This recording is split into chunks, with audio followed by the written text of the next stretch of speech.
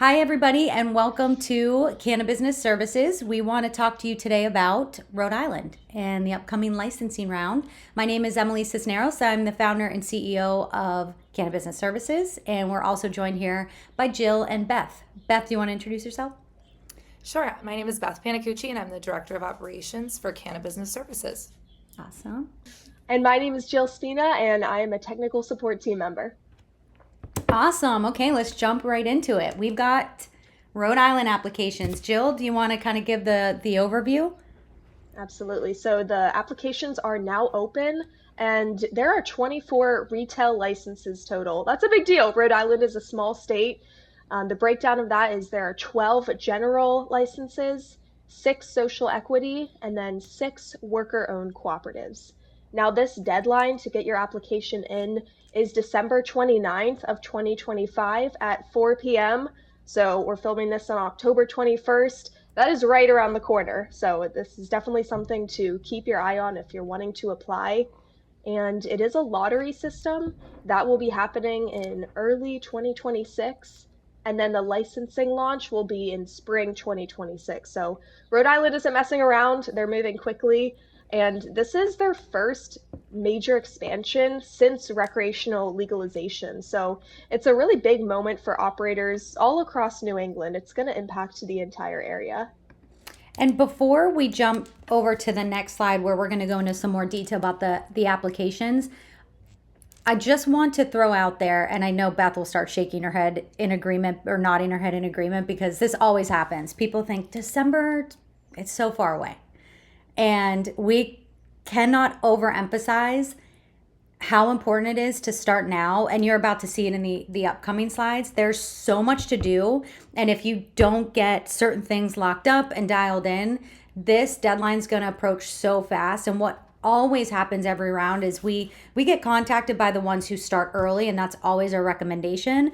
But we also get contacted by people a week out from the deadline or 2 days before the deadline, and they say, "Hey, I want to throw my hat in the ring."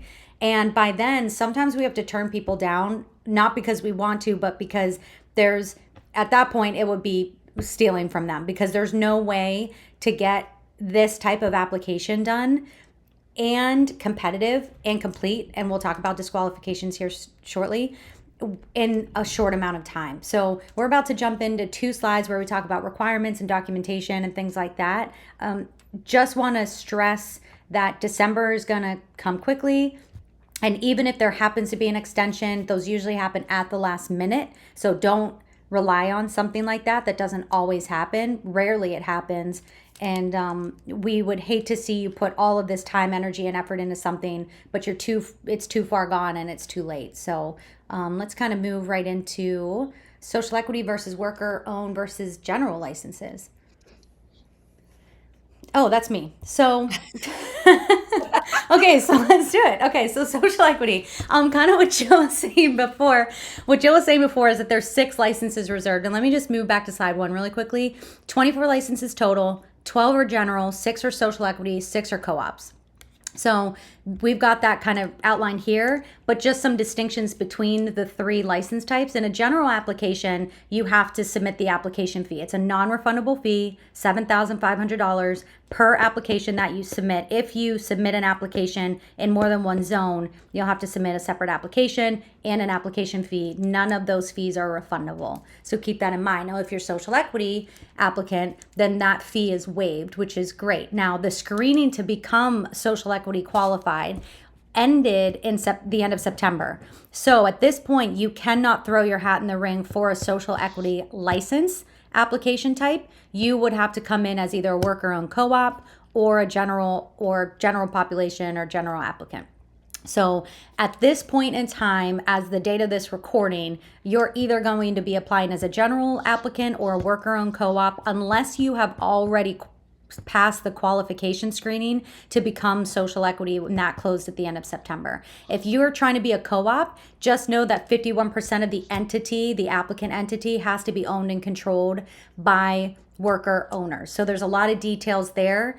We won't go into all of those details today, but it's important to know that if you're going to try to apply as a worker owned co-op, you have to have the right paperwork to qualify or you will get disqualified. So if you have any doubt, you're probably going to fall into the third bucket, which is general applicant. And there's 12 available license types reserved for applicants across the state for that type.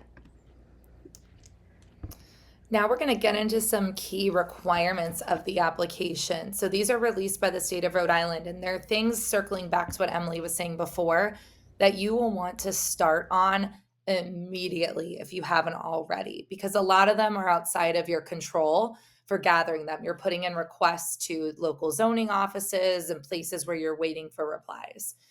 So you are required to be able to demonstrate financial stability and operational readiness. This is demonstrated through some narrative documents and some other ownership disclosures that are required by the state, which we'll get into on the next slide a little bit. They're looking for community impact plans showing local engagement.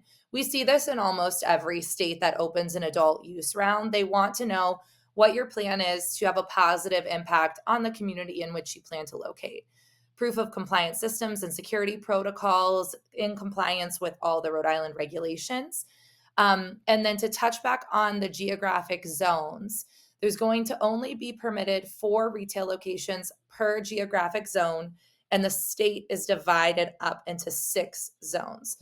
Emily, do you want to speak a little bit more about the zones before we go on? Yeah, absolutely. So there are, to what Beth was saying, there are zones that are outlined by the Cannabis Control Commission in Rhode Island. And exactly what you said, Beth, there's 6 zones, and then there's 4 applicants or licenses that would be approved per zone. So there will be 2 general licenses per zone, 1 social equity license, and then 1 co-op per zone. So every zone out of the 6 zones, each zone will have 4 total licenses. Each zone will have 2 general, 1 social equity, 1 co-op. So zone 1 includes Burrillville, Cumberland, Gloucester, North Smithfield, and Woonsocket.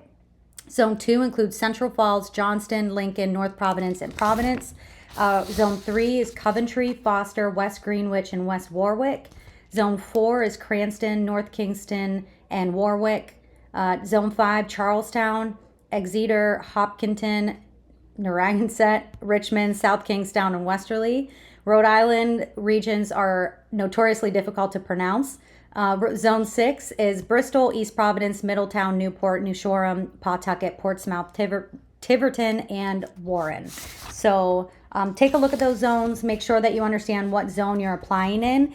And going back to what we said earlier, one person or entity can be an interest holder in only 1 applicant or application per zone. So if you're interested, you can apply in each of those zones. You'll have to submit a separate application per zone and a separate application fee. Absolutely. Thank you. Can you go back one slide?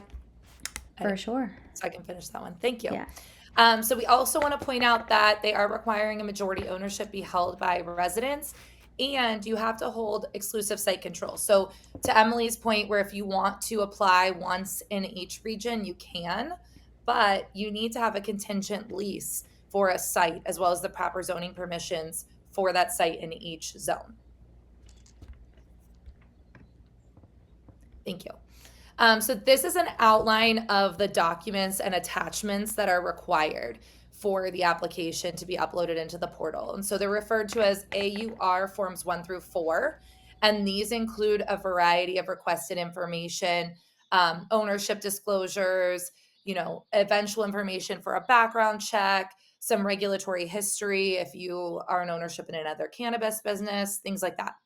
And then exhibits A through D, they're requiring an operations manual, financial interest, business plan, safety and security plan.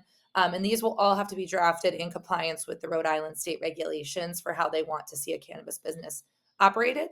And then there are premises requirements related to details on the property that you might have a contingent lease, or deed on. And then there are uniquely 3 versions of each document that need to be submitted as part of this application.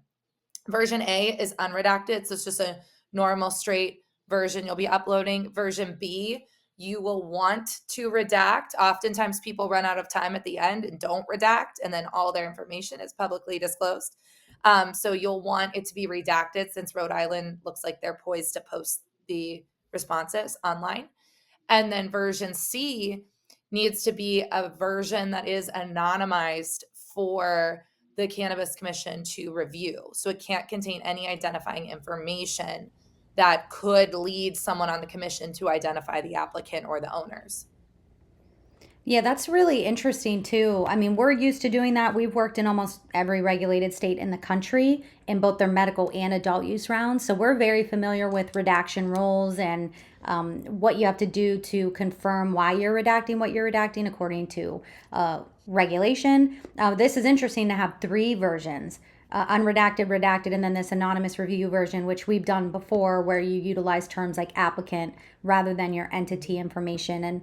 And there's some people that may try to skirt some rules and still kind of figure out ways to identify themselves through various titles, things like that.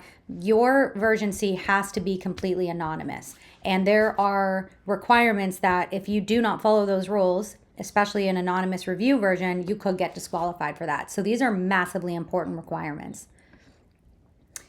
All right, and then before you hit submit, there's some other details that we just wanted to share with you today that you have to complete your background checks, NCIC, which is your criminal history check. Those types of things are required typically across the board, so those should not be new if you submitted an application in other states, although you will have to do a new background check or criminal history check for this state, even if you've done one for other states that you've applied in. All interest holders, which is an expansive definition according to the Cannabis Control Commission, here we're describing it as anyone with 1% or more ownership has to be disclosed. This interest holder definition is broad in scope because the commission understands that there will be people who are trying to submit many more applications than they're permitted to, and usually these groups do so by calling themselves things other than interest holders. So if you have some leeway or give and how much ownership you can have before you're required to be disclosed, this is kind of where you can get away with over submitting against the rules. So this is why they've have such a broad definition here, because they're effectively saying anyone entitled to profits, anyone with 1% or more ownership, including passive investors, including landlords, have to be disclosed. They want to make sure they are dialing in how many applications are submitted. And I can guarantee people will try to find a gray area in there and they will over submit how many applications they're permitted to. And that will cause a massive uproar. And there will be a lot of disqualifications because of that. And that is a disqualification without a refund. So be careful there. And be careful who you partner with. There's going to be a lot of people who try to get you to sign on to their application to qualify for social equity applicant or whatever that may be, so that they can submit an application here and use you as maybe an ownership or a link to the state or whatever that looks like. Be careful what you're doing here. This is massively important. You cannot overstate the importance of understanding what an interest holder is, what requirements, disclosure requirements there are, and how many applications you're allowed to be on. Each applicant can hold only one retail license. Every applicant must include a community impact plan detailing how your business will contribute positively to the local community. You can hold, you cannot be, just kind of an extra note, you cannot be a majority holder in more than one license type. So you can have some interest in multiple applications or multiple license types, but there are significant divestiture and ownership rules, so be careful there. Again, as Jill said earlier, the closing date for applications is the end of December at 4 p.m. If you submit at 4:01, you will be disqualified, so be careful there. And if you all have some questions or just need some further guidance on what this looks like in the applying process, you can email us at info@cannabusinessservices.com. And you can also check out our website, www.cannabusinessservices.com. We have lots of resources on there on how to apply and some specifics on Rhode Island. But for this specific application process, just shoot us an email and we're happy to help you with that. Awesome. Okay, so why don't we close it out with some advice? We always like to end with a piece of advice for applicants, especially for those who've never done this before. Jill, any parting words? This may sound like a funny detail, but Rhode Island's Cannabis Control Commission really cares about the specifics in your application, things like fonts and spacing exhibit numbering, and even how you answer certain questions versus leaving something blank. So this may seem small, but failure to follow these details, it could result in your application being disqualified before it's even reviewed. So we advise you just to slow down and double check every format detail and make sure you're following the exact CCC guidelines. And if you have any questions about these specifics, again, you can email us and we're happy to walk you through that and make sure every box is checked. Absolutely. That's a good piece of advice. We've seen people, oftentimes we get asked if we're not doing the full project for clients, we're getting asked to do basically a review of what they've drafted. And sometimes we have to start from scratch because it's been done incorrectly from a foundational perspective. And that's down to fonts, that's line spacing. I mean, those particulars are outlined here in Rhode Island, and that is something you think is small enough that it's not important, but they are very specific in saying that if you don't follow these rules, you could be disqualified. Non-refundable fee. So $7,500 per application gone. So that's really important. Beth, I think you had some real estate stuff you wanted to talk about. Yes, I think this is always my piece of advice when we do these calls. But start your real estate search now if you haven't already. Start yesterday from when you're watching this video, because even if you see the perfect site downtown with a for sale sign, it takes longer than you think it does every single time. And Rhode Island is requiring that you have some zoning approvals from the municipality prior to submitting. And you're about to run into Thanksgiving, where local municipal offices will be closed for unspecified periods of time, and then the Christmas holidays, where the same thing is happening. So with the deadline of December 29th, it is very unlikely you get a hold of anybody in a zoning office, probably after December 20th, 22nd, and getting the documentation you need. So it's really important that you start those conversations and processes right now. That's really good advice. And we've seen these things fall onto holidays, Christmas, New Year's, and there are inevitably issues. So getting done earlier, getting your real estate wrapped up now or yesterday, if possible, and then getting your application wrapped up. And that kind of coincides with my final piece of advice, which is this is an online portal submission. In every state that we have worked in every round, in every medical cannabis round, and every adult use cannabis round, there are always portal glitches. So be prepared for that. There will be portal glitches here. It will happen. It has never not happened, which means if you are trying to submit and click that submit button an hour before the deadline, you are probably going to be too late. You're going to run into things that you're going to have to reach out to the commission for. Your best bet is to get into the portal now. Get it set up, get familiar with it. And remember, there's 3 applications. Per application you submit, there's 3 types you have to submit. So that's a lot of paperwork. And you have to make sure you get every exhibit submitted, everything titled correctly, everything uploaded without it breaking down. We've seen that happen. And to Jill's point, if it's not titled correctly in the portal, that could be grounds for disqualification. So be very careful. Start early in the portal. Reach out to the commission if you have some issues there, technical issues, and reach out to us if you have any questions as you're getting started. We have dealt with pretty much every portal. We've worked with programmers across the nation to make these portals better. So we are hopeful that it works out for you. And of course, like Jill said, please reach out to us. We'll throw this slide back on. If you have any questions, you can call us. Our phone number is online. You can set up a Calendly or calendar event. It'll shoot you a Zoom link on a day and time that you want to meet with us that works with your schedule the best, or you can shoot us an email at info@cannabusinessservices.com. Thanks, everybody.